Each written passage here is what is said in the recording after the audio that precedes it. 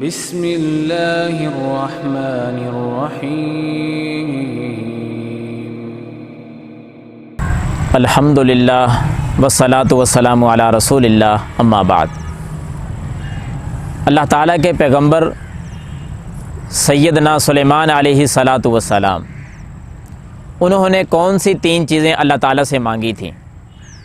آج کے درس میں ہم سیکھیں گے کہ انہوں نے 3 خصوصیات، 3 دعائیں اللہ تعالیٰ سے کی تھیں۔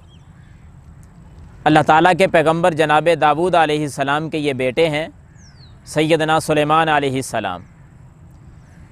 اللہ کے رسول صلی اللہ علیہ وسلم یعنی جناب محمد الرسول اللہ صلی اللہ علیہ وسلم نے یہ حدیث بیان فرمائی، اور بیان کرنے والے صحابی سیدنا عبداللہ بن عمر رضی اللہ تعالیٰ عنہ وہ فرماتے ہیں کہ رسول اللہ صلی اللہ علیہ وسلم نے فرمایا کہ اللہ کے پیغمبر جناب سلیمان علیہ السلام انہوں نے جب اللہ کا گھر تعمیر کیا، قبلہ اول بیت المقدس، جب اس کی تعمیر کر رہے تھے، اس موقع پر انہوں نے اللہ تعالیٰ سے خصوصیات مانگی۔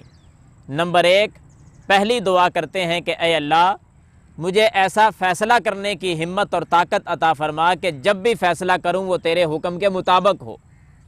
اللہ تعالیٰ نے ان کو یہ قوت عطا فرما دی، ان کی بات مان لی، خصوصیت عطا کر دی کہ جناب سلیمان جب بھی فیصلہ کریں گے وہ فیصلہ غلط نہیں ہوگا، وہ اللہ کے فیصلے کے مطابق ہوگا۔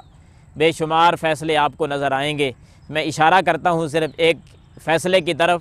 وہ جو 2 عورتیں اپنے بچے لے کر ایک جنگل میں گئی تھیں، تو ایک بچہ بھیڑیا اٹھا کر لے گیا تھا، تو جو بچہ بچ گیا تھا دونوں عورتیں کہتی تھی کہ یہ میرا ہے، دوسری کہتی تھی یہ میرا ہے، تو فیصلہ جناب سلیمان علیہ السلام نے کیا تھا، معروف ہے، سارے ہی جانتے ہیں۔ ایسا فیصلہ اللہ تعالیٰ نے فیصلہ کرنے کی طاقت عطا فرمائی تھی کہ جو اللہ کے فیصلے کے مطابق ہوتا تھا۔ دوسری دعا کرتے ہیں کہ میرے مولا مجھے ایسی حکومت عطا فرما دے کہ جو میرے بعد کسی کے لائق ہی نہ ہو۔ تو جناب سلیمان علیہ السلام کی حکومت کیسی تھی؟ نبی علیہ السلام نے فرمایا کہ اللہ نے ان کی دعا کو قبول کر کے یہ حکومت بھی ان کو عطا کر دی۔ جانتے ہو نا جناب سلیمان علیہ السلام کی حکومت جانوروں پر بھی ہوتی تھی، پرندوں پر بھی ہوتی تھی، حتیٰ کہ زمین پر رینگنے والی چیونٹیاں ان پر بھی وہ حکومت کرتے تھے۔ پرندوں کی بولیاں جانتے تھے، جانور درندے ان کی بولیاں جانتے تھے، حتیٰ کہ زمین پر جو چیونٹیاں ہیں ان کی بولیوں کو بھی سمجھتے تھے، اور واقعی ایسی حکومت اللہ نے اور کسی کو عطا نہیں فرمائی۔ تیسری دعا کب کی ہے؟